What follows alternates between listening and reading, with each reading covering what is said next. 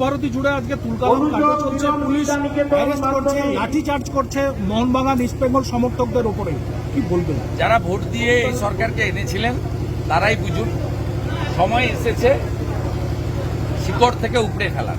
সঙ্গে সঙ্গে বার্তা দিলেন শেকড়টা যেন না ভুলে যায়, মানে নন্দীগ্রাম যেন না তারা ভুলে যায় কখন। আমাদের এখান থেকে এটা গ্রামীণ এলাকা, কৃষি নির্ভর অর্থনীতি, এখান থেকেও কিন্তু দেশের সেবায় অনেক নীতি তৈরি হচ্ছে। এবারেই আইআইটিতেও র্যাঙ্ক করেছে, কানপুর আইআইটিতে র্যাঙ্ক করেছে, মেডিকেলেও বেশ কয়েকজন চান্স পেয়েছে।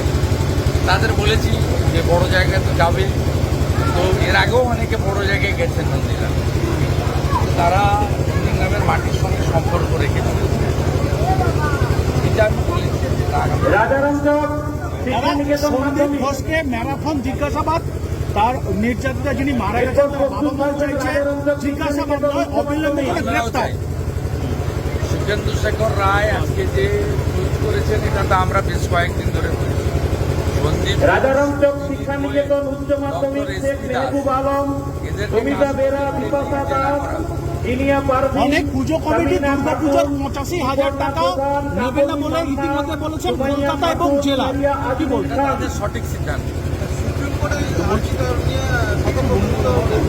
অত্যন্ত গুরুত্বপূর্ণ। এরপরে প্রস্তুত থাকবেন রাজারাম চক শিক্ষা নিকেতন উচ্চ মাধ্যমিক। দেশের সর্বোচ্চ আদালত মঞ্চে উঠবেন। তারা সৌমত নিয়েছেন, এটা অত্যন্ত উৎসাহজনক এবং আমরা সকলে আশাবাদী।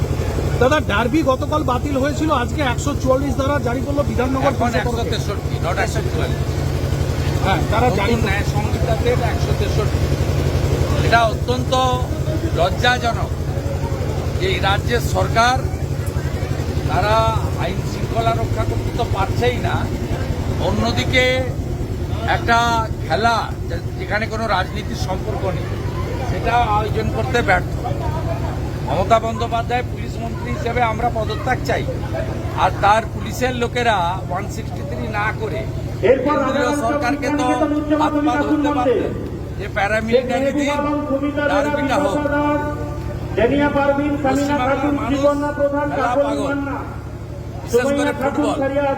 তাদের সেন্টিমেন্টে, তাদের উৎসাহে আঘাত দেওয়া হয়েছে। আবার প্রতিবাদ যারা করতে গেছেন, আমি দেখছিলাম ইস্ট বেঙ্গল দাদা, প্রতিবাদ করলেই কি কোপ? সেখানে শাসক দলের সাংসদ বা চিকিৎসক কাউকেই ছাড় দেওয়া হচ্ছে না।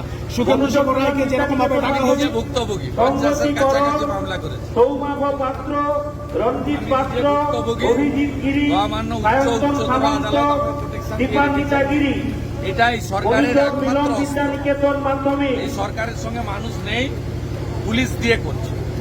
দাদা, যুবভারতী জুড়ে আজকে তুলকালাম কাণ্ড চলছে, পুলিশ অ্যারেস্ট করছে, লাঠিচার্জ করছে মোহনবাগান ইস্ট বেঙ্গল সমর্থকদের ওপরে, কি বলবেন? যারা ভোট দিয়ে এই সরকারকে এনেছিলেন তারাই বুঝুন, সময় এসেছে শিকড় থেকে উপড়ে ফেলার। তারপরে সময় এসেছে পতাকা দূরে সরিয়ে রেখে উচ্চ মাধ্যমিক নবান্ন চলো এবং পদত্যাগ করতে বাধ্য করানো। এ পদত্যাগ করবে না, মিলন বিদ্যা নিকেতন এ পদত্যাগ করবে না, পদত্যাগ করাতে হবে। ডাক দিন, যে কেউ ডাক দিন, আমি আছি, অ্যাজ এ সিটিজেন আছি। দাদা, তৃণমূলের আজকে একটা প্রতিনিধি দল গোকুলনগরে নির্যাতিতার সঙ্গে দেখা করলেন এবং গতকালই আমি নির্যাতিতার স্বামী, তার সঙ্গে টেলিফোনে কথা বলেছি। এটা প্রথমত বলেনি নিন্দনীয়, দ্বিতীয়ত বলেনি এটা পারিবারিক, এর সঙ্গে রাজনীতির কোনো সম্পর্ক নেই। তৃতীয়ত বলেনি ভিডিওতে যাদের দেখা গেছে পুলিশ তাদের ধরেছে এবং ধরা উচিত। ইতিমধ্যে 5 জন, আমাদের কোনো আপত্তি নেই। আমি যারা পরিযায়ী এসেছিলেন, যারা মমতা ব্যানার্জির কোম্পানির কর্মচারীরা এসেছিলেন, তাদেরকে আমি বলবো, আপনার রথিবালা আড়ির বাড়িটা গেলেন না কেন? এই নির্যাতিতা যদি মহিলা হন, আমি তো বলছি নিন্দনীয়। সৌরভ আমাদের আগে বিজেপি করত, জয়দেবের সঙ্গে তৃণমূলে গেছে। আমি কাল রাত্রেই অভিজিতের ফোন থেকে কথা বলেছি, আমি বলছি না পারিবারিক। ভিডিও ফুটেজে যাদের দেখা যাচ্ছে তাদের গ্রেপ্তার করেছে, যদি কেউ বাকি থাকে তাদেরও কেউ বাধা দেবে না। তো আমি কোনো প্রোটেকশন তো দেখতে দেবো না। আমাদের পার্টি থানায় যাবে না, তো ক্লিয়ার।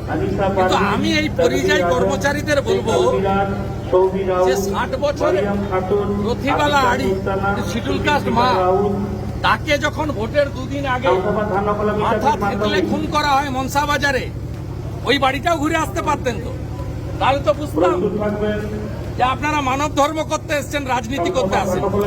দাদা আরজি কর নিয়ে দৃষ্টি ঘোরানোর জন্য কি নন্দীগ্রামের প্রতিনিধি দল? না না, ওটা খুব বড় ব্যাপার। আরজি কর ডাক্তার বোন, তার সরকারি ধর্ষণ খুন, ওটা অনেক বড় ব্যাপার, এটা পৃথিবীর ইস্যু, সামাজিক ব্যাধি। তার সঙ্গে কোনো বিষয়কে তুলনা করলে চলবে না।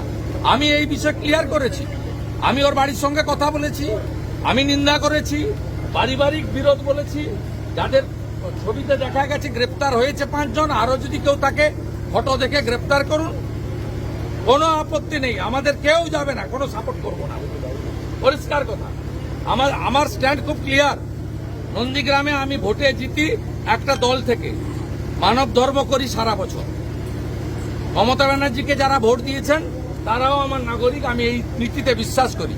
যে এখানে যারা দল বেঁধে ছুটির দিন এসেছিলেন ছবি তোলার জন্য, তারা রথিবালা আড়ির বাড়িতে যদি ঘুরে আসতেন তাহলেও বুঝতাম যে আপনারা রাজনীতি করতে আসেন।